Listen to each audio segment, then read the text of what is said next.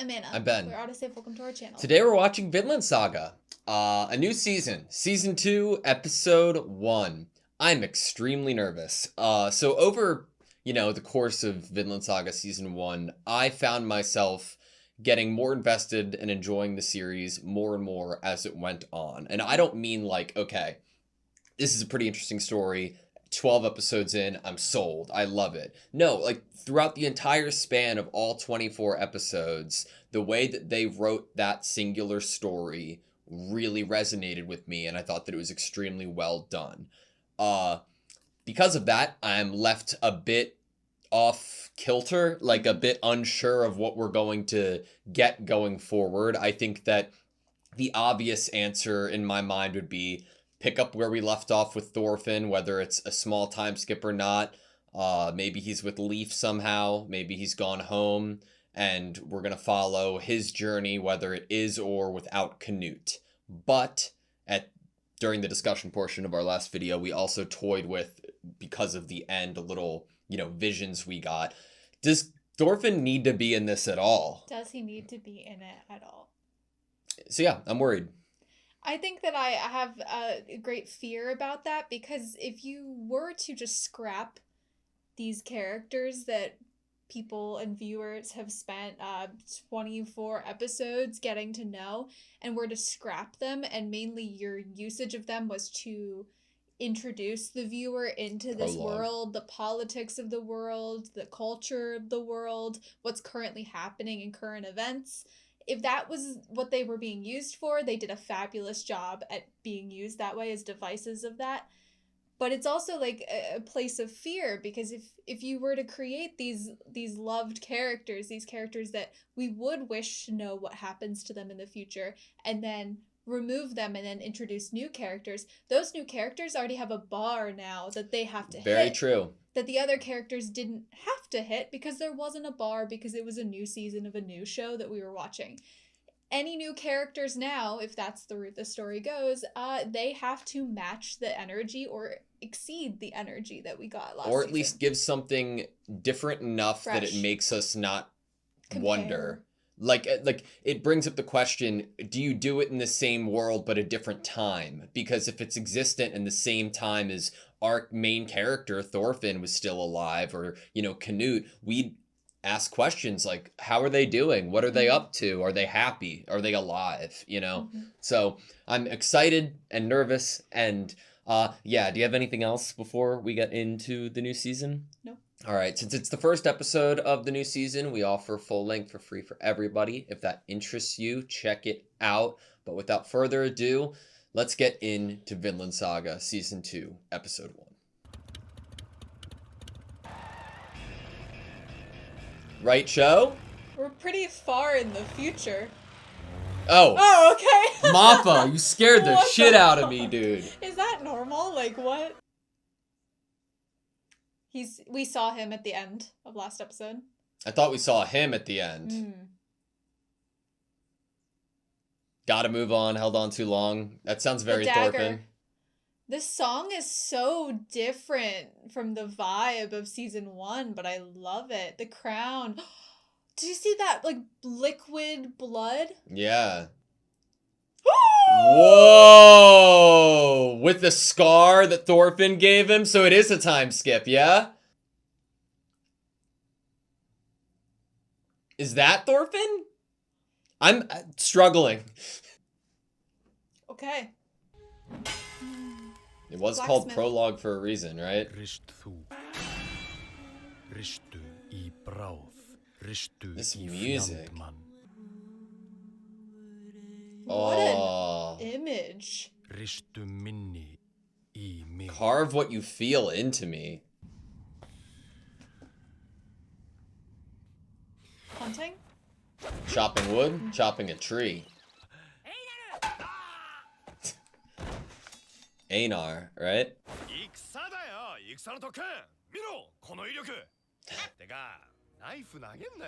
Interesting start. Throwing knife? Like a dagger? Where are we? Bears. Oh no.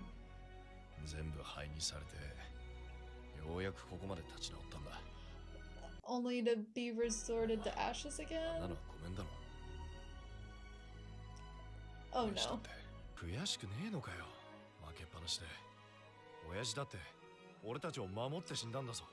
English? 村を立て直して美女二人とうまい飯を囲ってる。負けてないよ。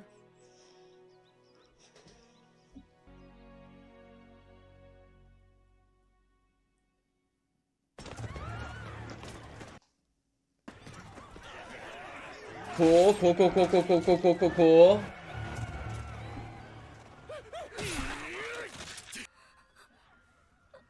Oh no. 何も考えずにまっすぐ走ればいい。兄ちゃんも母ちゃんも一緒だ。Am I ready for this? Are we ever? Can my heart take this? I don't even know these people.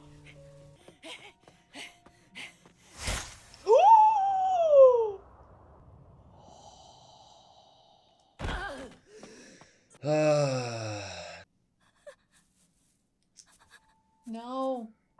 Run straight ahead. Ooh, that's probably a pretty specific spot. Oh no. This is not a time for this. Grab her and run.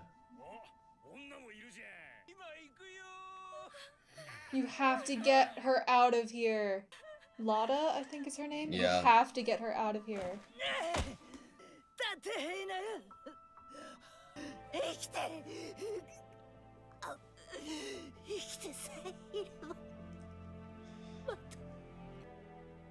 Are we gonna see it? Oh, we did. Oh.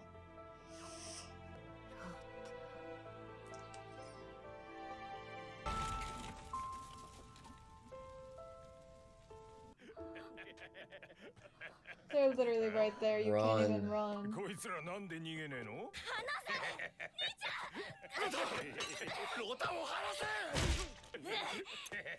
Oh shit! Oh!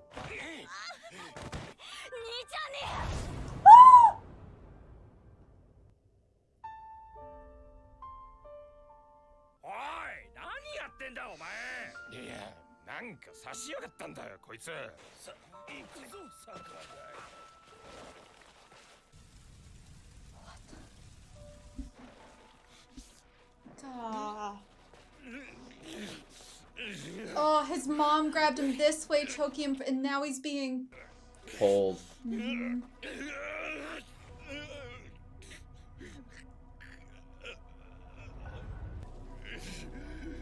Quit with this warrior stuff.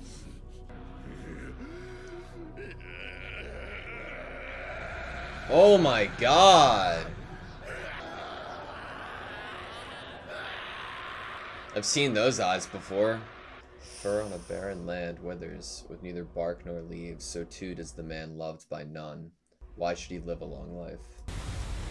Is this where we saw him? Yeah. And he's gonna walk out? Is he being traded? Hmm. How much time has passed? He's gotten so much skinnier. Are they just gonna throw her overboard? They are, aren't they? Jesus.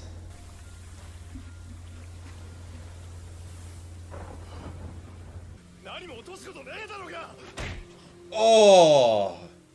And he probably can't handle that.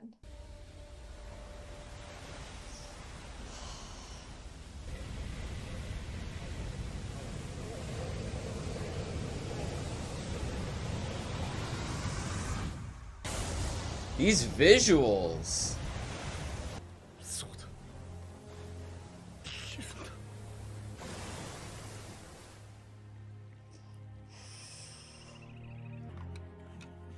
He's probably starving. Putting makeup on the girls.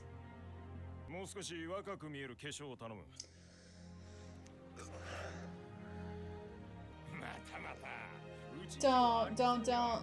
Running. 逃げて生き延びればまた Stealing.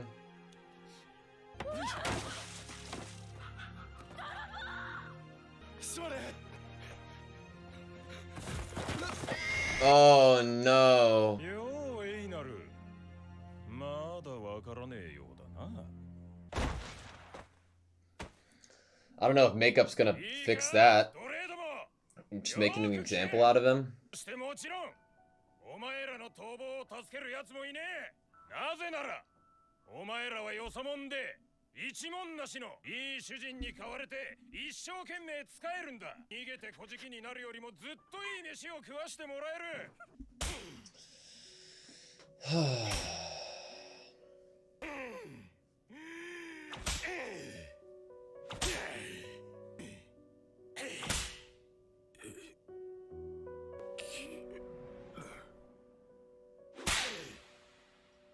奴らの言う通りだ闇雲に逃げたって You would know where you were going.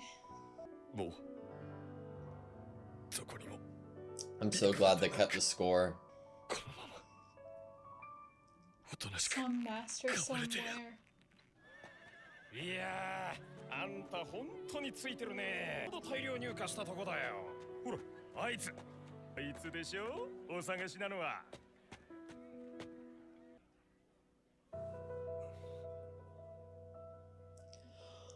I thought there was no way. I saw the head, the back of the head, and I thought to myself, there's no freaking way. They're faking us out right now. Is that what you thought? Yeah, I refuse to believe it.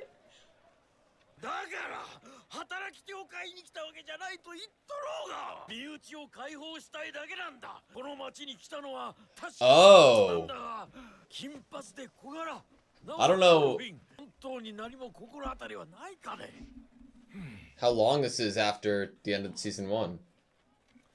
Buy him anyway. Buy him anyway. すまなかったね No. ああやって身内を探して訪ね歩いているのかあんな人に探してもらえるやつは幸せもんだ昔はどこで何をしていた北イングランドで農夫もどうだエイナルわしの畑を手伝ってみんか You have to say yes, right? 畑 Wow. What an interesting way to The phrase horse it, is too. jacked. Do you want to help me out?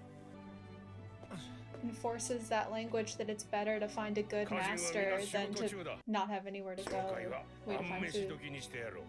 はい Wow. It's like the field that Thor's was standing in. That's exactly what it looks like. Reminds him just of home. もう生きるも死ぬも自由にならなくなっちまったそれでもまだ負けちゃいないってのか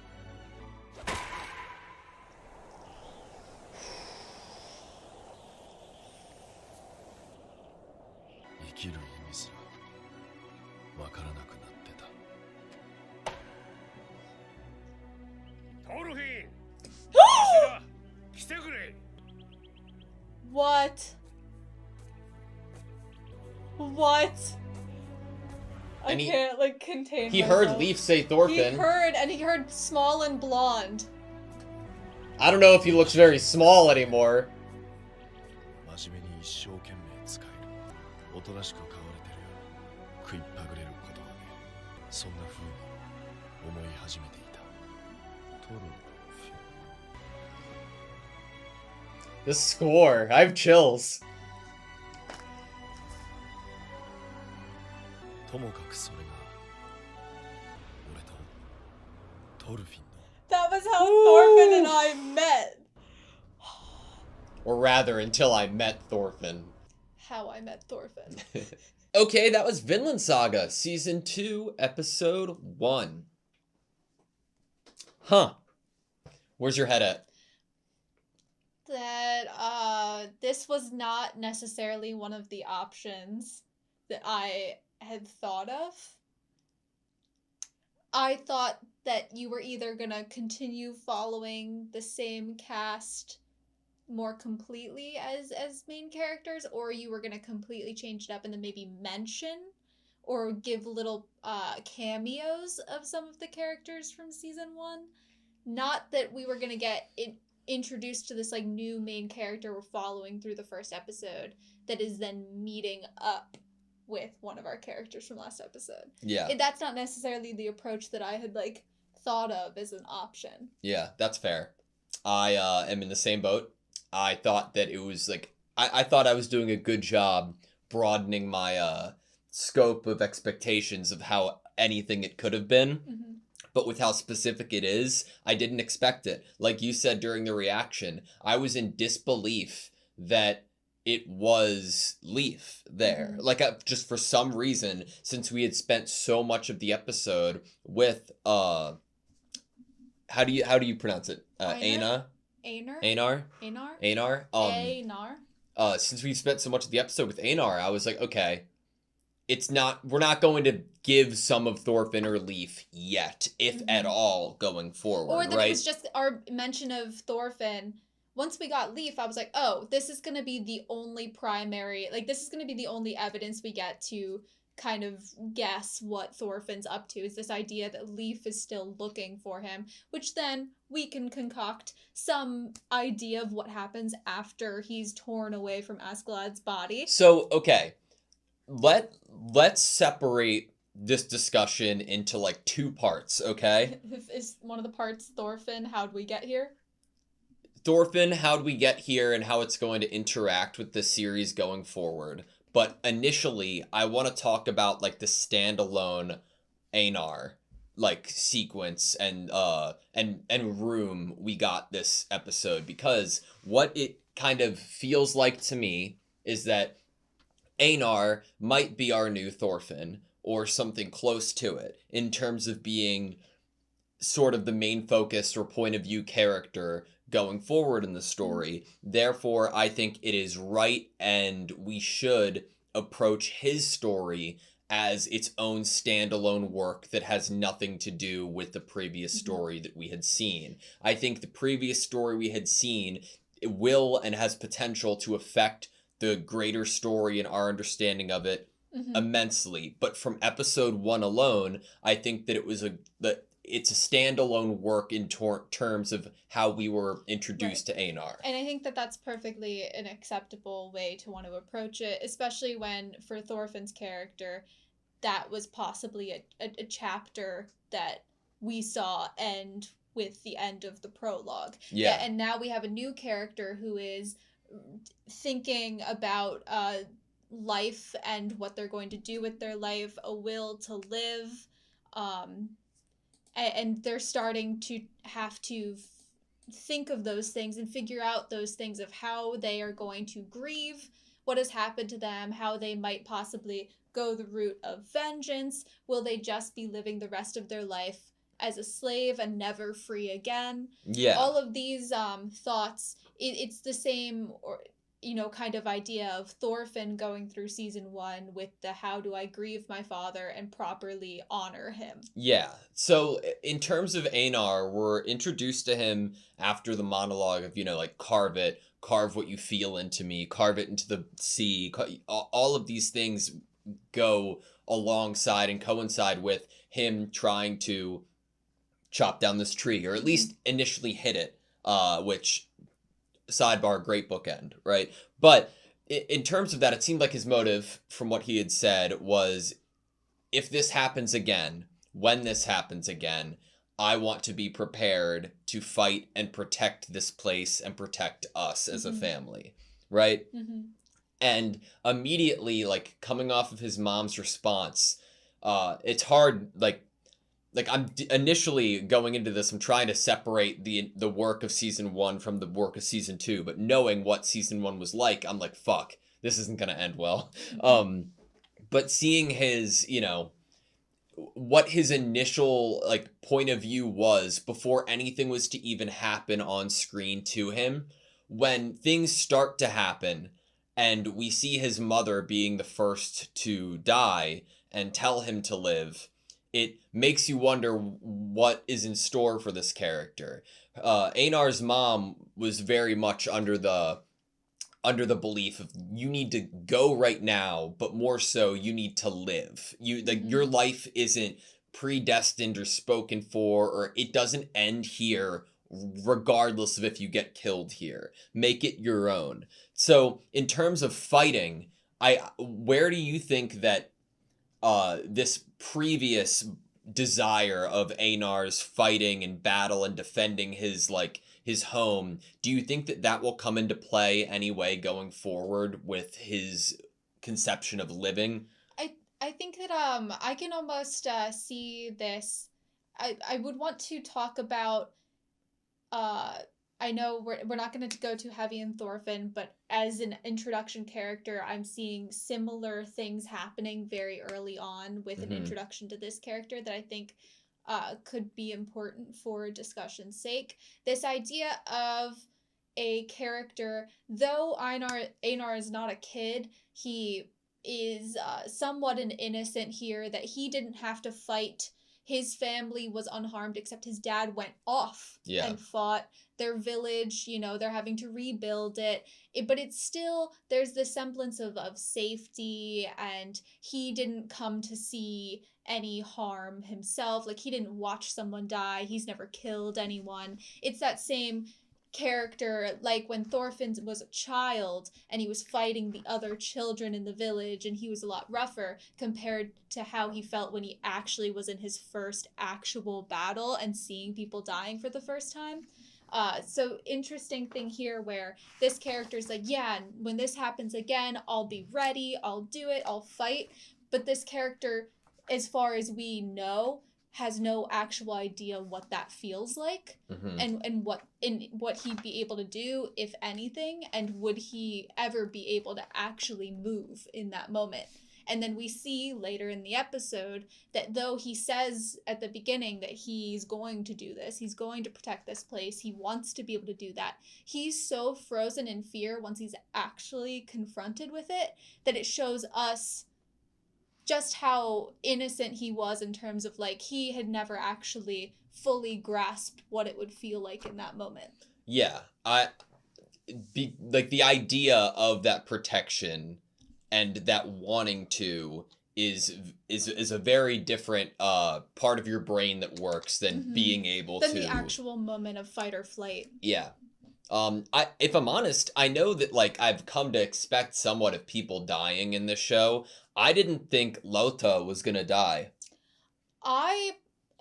Honestly, I didn't think she was gonna survive that interaction at all.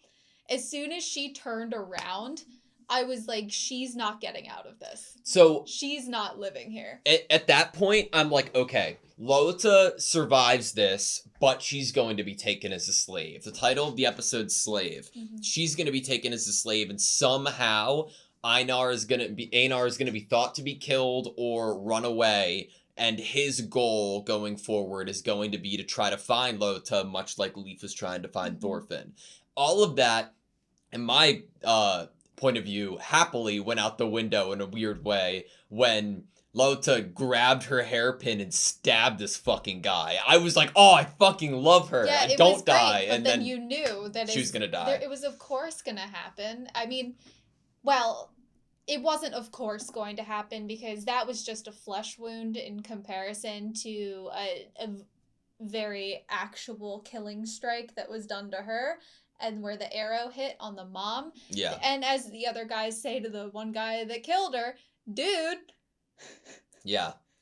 We get a bit of Einar on the boat as well, and I'm wondering what that intention is for, right? Other than the means of traveling and showing us where we are as being a slave, I think the most important takeaway there was the idea of, okay, this person's sick, not gonna live, judgment, off the end of the boat, immediately. How dispendable they are. Einar seemed like he's pure. It showed from his face that even while they were carrying her outside, he didn't expect them to throw her No. overboard. So it's like they take us on this journey with Lotta being killed, and then the conversation that follows of being like, that is a source of money for us, and she was pretty. And then as they're dragging him away, they're calling him beer money. Yep. And then this lady that was sick on the boat that they just threw her overboard, they're consistently showing us how much of an object treatment these people are being given. Like, you are a source of money for us, you are a product, merchandise. Yeah. And they're showing that both in the language and in the actions that are happening. Yeah. And the whole, like, you better not get sick on us. Which leads us into the actual market itself, right? And then the whole, like, done up on makeup, make sure that... No lice. Yeah, no lice, cleaning yourselves. Always checking the teeth. I found that interesting. But I guess that's like a mark of like health. Yeah, I'd say so, especially if you look at the parallel of checking the girl's tongue earlier, which was the key reason of throwing her off. My dentist always tells me that you can tell what's happening in other parts of your body from your teeth and your mouth most of the time. That's fair. All these people are dentists. All of these people are dentists. But like seeing Einar like escape the first time, like, and doing it under the self-realization of like wanting to live, if he just escapes, if he can just get far enough and get away, if he can just get this next meal, you'll be able to take a step closer to living. I, for one, am extremely interested to see where the development of Einar's mom and Einar's mom's idea of living, how that blossoms within Einar himself and how he comes to interpret it, which I think is a great segue to open the floodgates to talk about everybody else from season 1, because I can't think of a more interesting person and situation to put up against somebody like Thorfinn, who is trying to understand how to live after the life of Askeladd was taken prematurely in his point of view, and putting up... He wasn't able to get what he wanted, what he felt like he needed to live a purposeful life. And then coming from what Askeladd said in response to him, like, what's your life going to be after this? I think that it is incredibly interesting to put him with a character like Einar, who is on a similar goal, but is a little more fresh into the situation. The same idea or theme or goal of, what am I going to do with my life? What is my life purpose? Am I just forever going to be a slave? What is freedom? Like, what is my purpose here? Am I just going to forever live as a slave and never doing anything for myself? Yeah. So how do you think or interpret Thorfinn getting to where he is now from the last we saw of him? So we get a very heavy talking about, when we're getting these slaves at the beginning of this episode, it's very clear in the speech that the slave traders give to the slaves that they're reinforcing this idea of, you don't know the language necessarily, you don't know the people, you have no family here, you have no money here, that once you're alone in this world, you are less safe and can live a less desirable life than if you got a good slave owner and a good master. And with Thorfinn, he didn't go with Leif, obviously, from what we get out of this. Well, what do you think that the immediate ramifications, if any, are after his strike with Canute? And then being taken away. I don't think there were any. I'm sure they locked him up to cool down, and then he ended up running away. Okay, gotcha. That's in Thorfinn's character, that he would have gotten himself here of his own accord, and then he didn't have anyone. So either this man that bought Einar is either taken him in as an actual work hand, like he actually works there and isn't necessarily a slave, or he's a slave to this man. Either way, he ran off somewhere. He didn't have anyone there to help him. Leif's looking for him. With seemingly little desire, if we're operating under that perception, to go home and return to his family. And see, I just couldn't see Thorfinn's character, and they could do it, but at the moment, I'm not operating that he is completely enslaved here. I don't know if I could. Aner is this new character who is never. He's not as scrappy as Thorfinn is. Like Thorfinn, I feel like maybe could have successfully run away. Yeah. He maybe could have cut off some fingers and he could have gotten away. He's fought before. At the point that we end season 1, Yeah. I think Thorfinn could get away from someone that was trying to capture him. Yeah.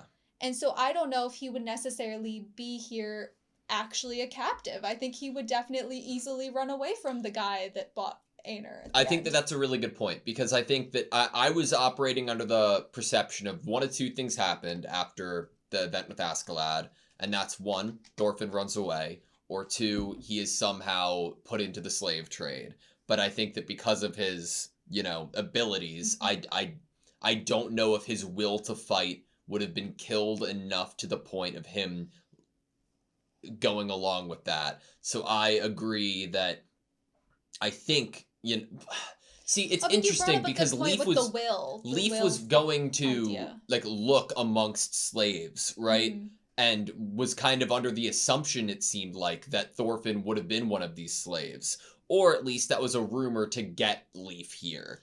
Well, yeah, and Leaf was previously looking for him amongst slaves before he even finds Thorfinn. So it could just be the way of the world that if someone's alone and you don't necessarily know where to find them, then check there first. Yeah.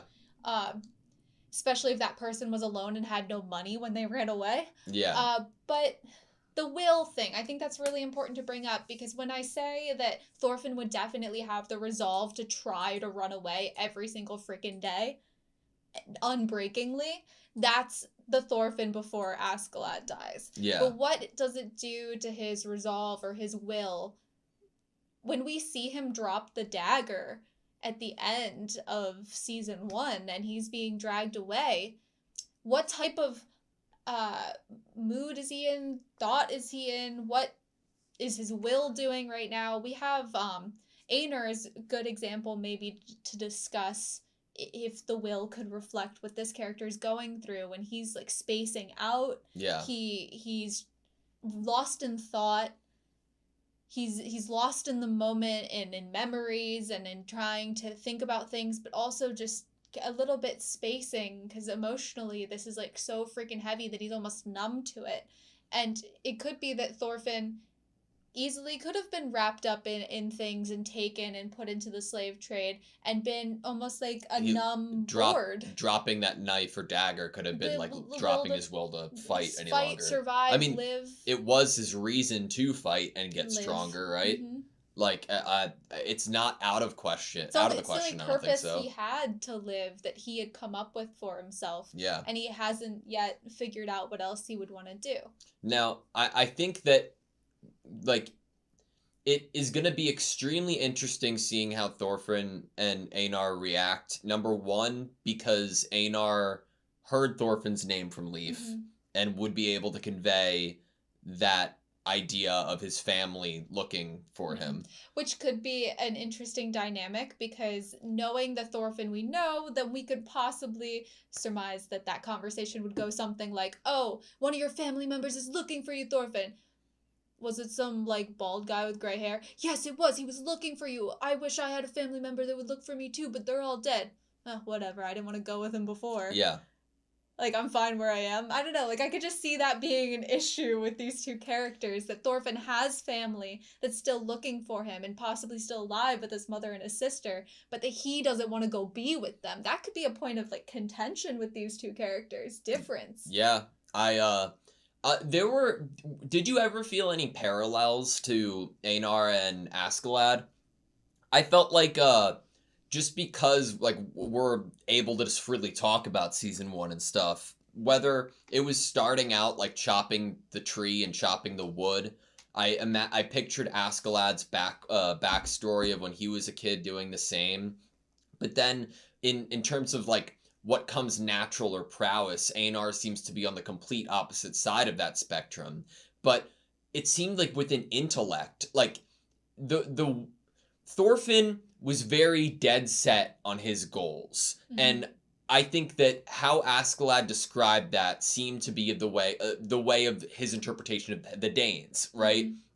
And with Einar, throughout episode 1, we're getting like reevaluation and introspection on what his mother means. Like he said, you still think I haven't lost. Like it's I don't know, there's something almost not I was gonna say charismatic, but in terms of being a character that I can follow, I love Mhm. seeing early on, and it's hard not to draw for me a parallel to another charismatic character I Yeah. loved.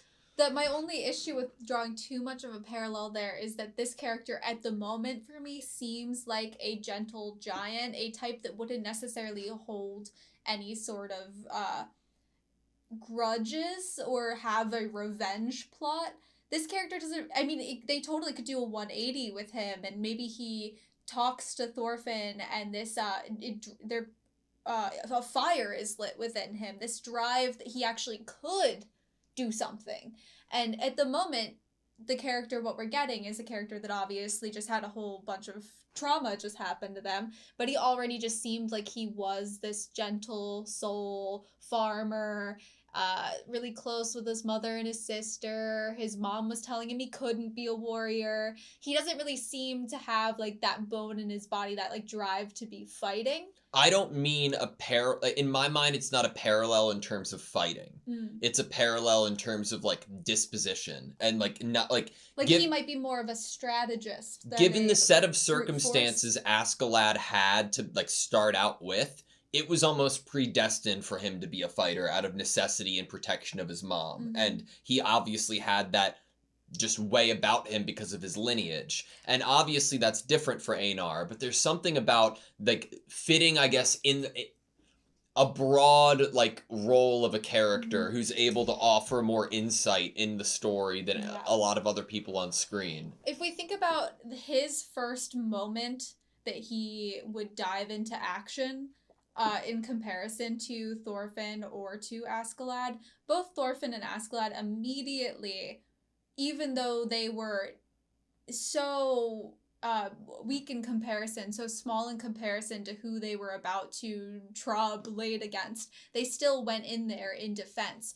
We get this character who has so the fight or flight is so like he is frozen, and I think that is one of them. There's like 3 of them. It's like fight, flight, freeze, and he has freeze. He's literally just sitting there in front of his mom as these guys who were far in the distance You're right. have come and approached all this way, and then as soon as he sees his sister act, he kind of tries, but he's so easily overtaken to the fact that he doesn't fight anymore. In terms of fighting too, it's like, okay, Thorfinn and Askeladd both, we didn't see much. Thorfinn you could argue, but like we didn't see much thought of like, if my village gets attacked next, this is how prepared I'm going to be. With Askeladd's situation, it was all from, I need to protect my mom right now. And with... But Askeladd was even thinking 5 steps ahead. He did it, but in mid watching his father's reaction to it, he concocts a plan to act as the perfect son and be welcomed in. We don't have that. And then Thorfinn would literally just fight until you ended up killing him. But this character, he isn't concocting this plan of how he's gonna act around the slave traders in order to get maybe a better person to buy him that he can maybe then escape from them because they're nicer. I don't know. He isn't like thinking all those steps ahead. I guess I did a bad way at describing it because even saying the word Askeladd in the same sentence would obviously like lead to people assuming that I would directly compare, but that's not what I was attempting to do. It was more so in like the introspective side of things. And I felt like in season 1 there were only a couple characters who really gave us that sense of introspection, and I thought that it was significant that in only episode 1 we were getting that inner monologue from Einar, and it almost reminded, I put that on like its own like pedestal and like and of thought that isn't just an immediate reaction. And when I think of that, like thinking about things more thoroughly, I connected to Askeladd. We get like 3 types of people in this show. There are the people that are amazing with the brute force and the skills in fighting. There are the people that are very strong in terms of thought. And then there are the people that are very connected with their heart and their thought there. And how they view humanity, people, just very deep thinkers, strategy thinkers, plotting thinkers, thinking in an attacking sense, an offensive sense, and then a defensive sense for the more emotional, more protective of the characters. Yeah. So there's kind of like 3 categories. God, I really thought that we were going to be in some, like, motorcycle anime for a second. That from Mappa freaked me out. I was like, how far in the future are we actually going? Because this is not necessarily what I signed up for. I don't want to really look at the intro because we weren't told anything in terms of, like, looking or not looking at it, and we kind of did. Mm-hmm. But it seemed obviously like we got a pretty decent look at, like, Canute as an older person, and I cannot begin to speculate or guess where his mind is at right now and what Canute is like as a ruler. I wonder if this stage that was set for him. I wonder what his journey to where he is now is. I wonder if he had met if his brother met him with any, like, ill will towards... There could possibly still be conflict there. I mean, we don't know. It seems like it's pretty far into the future. Maybe the years definitely have passed. I mean, Leaf didn't look very different, but Thorfinn definitely looked different. I'd say, see, Canute looked much older in the intro, and Thorfinn didn't look that much older.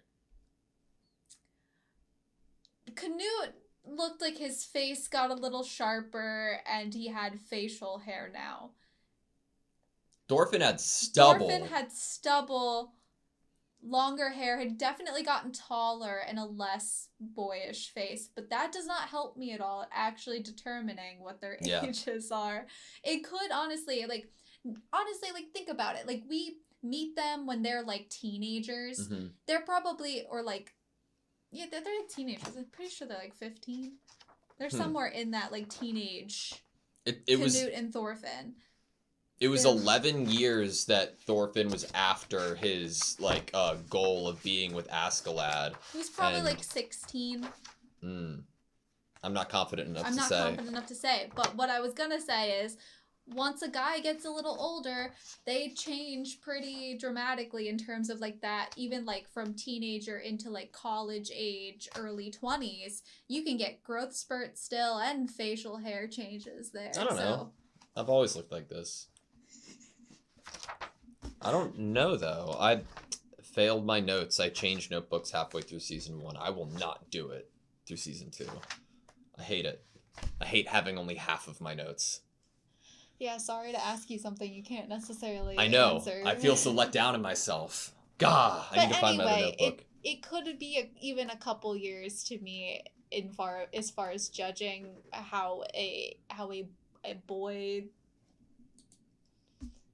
grows and changes. I'm not an expert on that, so it could be a few years. I don't know. It could be more than that. It could be 10, and I'd be like, yep, that's cool, because anime characters, it's not always super easy to tell. So I have a question for you.